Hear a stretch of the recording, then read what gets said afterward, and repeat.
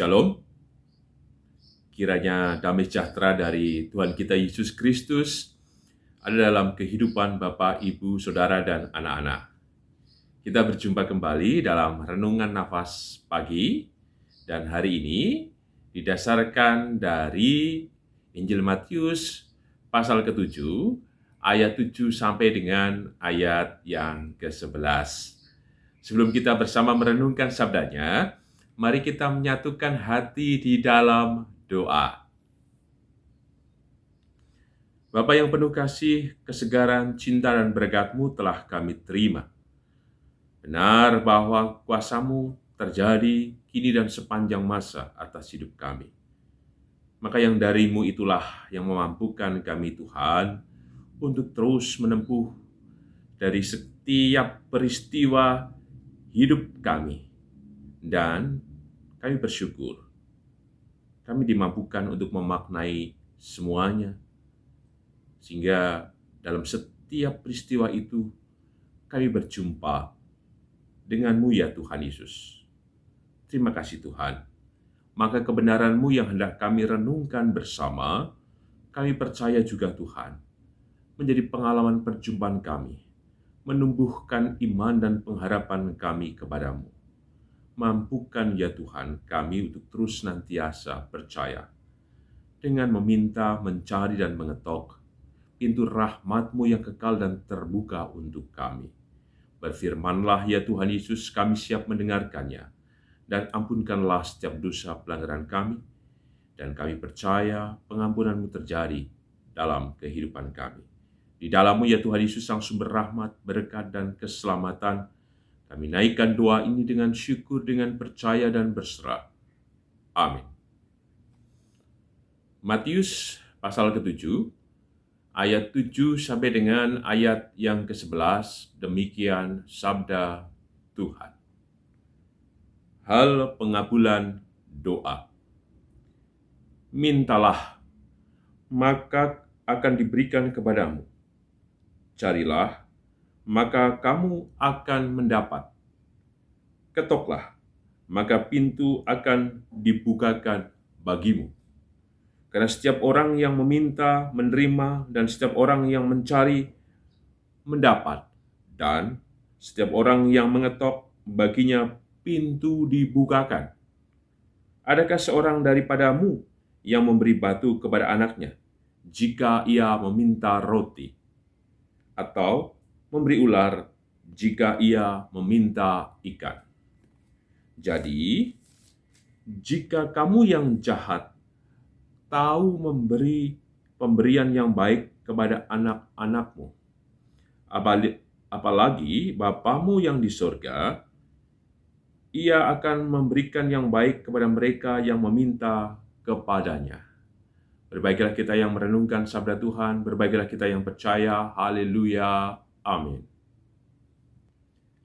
Bapak, Ibu, Saudara, dan anak-anak, tema nafas pagi hari ini adalah pengharapan yang tak rapuh.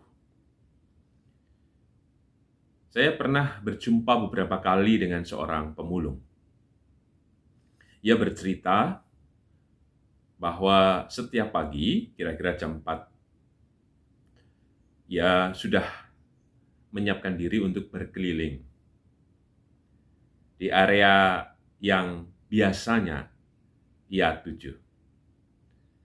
Dan itu terus dilakukan senantiasa. Ia tak pernah berhenti, dan ia tak pernah menyerah. Bahkan ia bercerita, gara-gara mengais atau memulung barang-barang bekas yang bisa dijual, ya setidaknya bisa membeli lebih dari 2 sepeda motor. Ini sudah dijalani oleh dirinya. Bukan setahun, 2 tahun, tapi bertahun-tahun. Tiada pilihan baginya untuk menghidupi apa yang dikerjakannya. Menarik juga, sekalipun tentu usianya semakin bertambah, penyesalan, keluh, dan lainnya tidak pernah terucap. Bahkan yang muncul dalam setiap perjumpaan saya dengan yang bersangkutan hanya mengatakan bisa bersyukur. Tentu cerita ini adalah bagian juga dalam kehidupan kita bersama. Kenapa demikian? Bukankah kita setiap hari juga melakukan hal yang hampir sama? Melakukan berbagai aktivitas, rutinitas, baik dalam mencukupi kebutuhan hidup, dalam menjalankan setiap tanggung jawab kehidupan sehari-hari, mendampingi anak, berelasi dengan saudara, masyarakat, dan semuanya. Mungkin dari setiap apa yang kita lakukan, kadang tidak sadar sedang kita kerjakan. Mengalir begitu saja. Baru kemudian ada saat-saat di mana kita harus berhenti. Entah itu mengucap syukur, dalam kegembiraan, dalam tawa, dalam kesukacitaan, atau pada saat kita merasa bahwa semuanya menjadi sia-sia, membosankan, atau dalam situasi pula kita sedang kecewa, sedang memilih mau undur diri, dan berbagai tekanan hidup yang menghentikan kita dari setiap rutinitas tersebut. Tetapi bukankah dari apapun perhentian kita tadi, kita kemudian terus melanjutkan kehidupan ini. Sekalipun juga masih ada yang mengganjal di hati, tapi saya yakin Bapak Ibu terus semuanya menjalani, memunguti setiap apapun peristiwa-peristiwa kehidupan yang dijumpai. Kadang sekalipun tenaga itu sudah tidak mendukung, usia juga sudah semakin bertambah, tapi tekad, semangat, dan terlebih harapan itu muncul dalam kehidupan saudara semuanya. Seperti yang kita renungkan saat ini, yang didasarkan dari Injil Matius pasal ke-7, ayat 7 sampai dengan ke-11. Teks ini juga menjadi rutinitas kita bersama karena kita sering mendengarnya. Dan kemudian yang menjadi pertanyaan besar, apakah teks ini memang hidup dalam iman kita? Jangan-jangan kita begitu saja berjalan tanpa terikat pada teks yang kita renungkan hari ini. Teks ini mengajak kita bersama untuk terus meminta, mencari, dan mengetok. Kata terus yang tadi saya sebutkan, ada proses yang memang tidak berhenti. Dan setiap aktivitas apapun yang kita kerjakan dalam tugas dan tanggung jawab kita, tentu kita punya orientasi atas apa yang kita lakukan. Kenapa saya melakukan ini? Tentu punya tujuannya. Nah, dalam setiap apapun yang kita kerjakan, maka meminta, mencari, dan mengetok, inilah menjadi pondasi untuk kita melakukan atau melangkah dalam berbagai hal. Kata ini juga mengajak kita bersama untuk meneguhkan diri. Bukan upaya yang diam, meminta sepertinya kita berdiam diri, kemudian kita tidak melakukan apa-apa. Meminta berarti supaya upaya kreatif, penuh inisiatif, dan kepasrahan yang seperti lunglai, tidak demikian. Tetapi dengan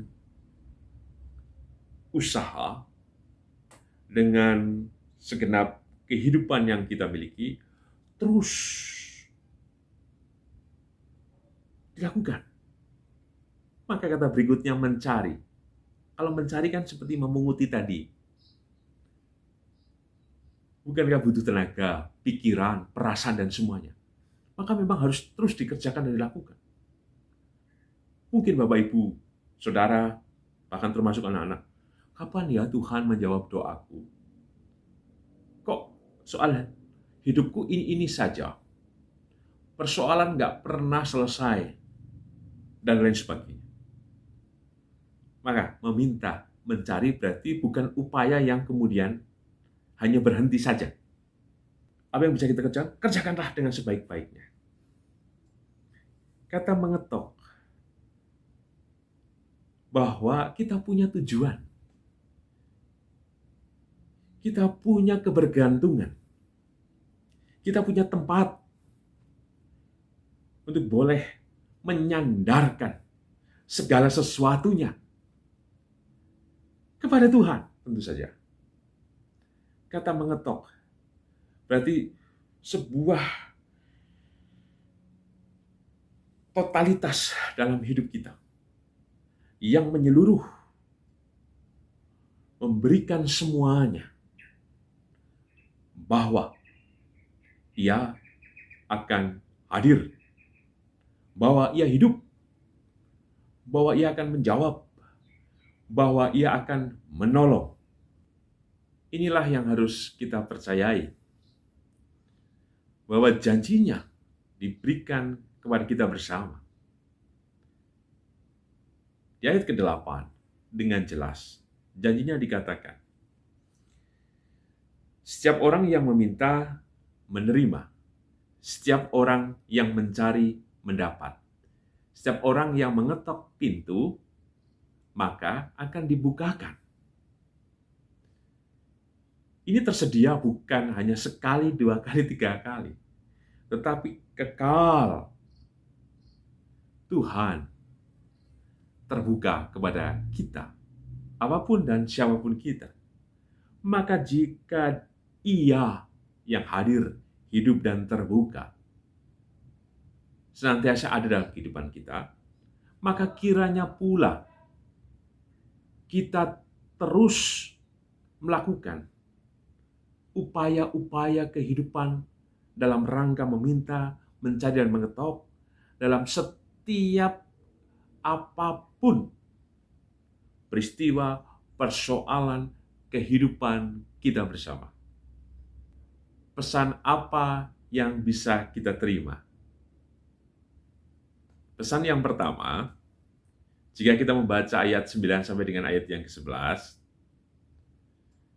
yang jahat saja tahu memberikan apa yang baik. Tuhan yang jauh lebih baik, yang sudah juga membuktikan dirinya, yang mengorbankan kehidupannya untuk menebus manusia, bahwa Ia juga akan melakukan yang jauh lebih baik dengan apa yang dikerjakan atau dilakukan oleh manusia. Kita sendiri tentu, jika kemudian anak-anak kita meminta sesuatu, kita pengen untuk kemudian bisa memenuhinya. Sehingga ada yang menabung, kemudian terus mengatakan kepada anak, tunggu dulu ya, sabar dulu, nanti ada waktunya. Kita pengen menyenangkan hati anak, saudara, sahabat, dan semuanya. Ayat yang ke-11. Apalagi Bapamu yang di surga, Ia akan memberikan yang baik kepada mereka yang meminta kepadanya.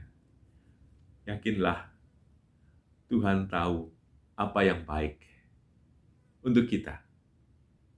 Jadi setiap apapun yang kita minta, kita cari, dan kita ketok, mari kita juga pada sisi yang lain meyakini bahwa caranya, kasih, dan kemurahannya akan menjawab dari setiap pergumulan hidup kita. Dan setiap jawabannya baik untuk kita, yang kadangkala berbeda dengan apa yang kita minta kepada Tuhan. Tapi semua akan mendatangkan kebaikan bagi kita. Tidak akan mencelakakan, tapi akan menyelamatkan.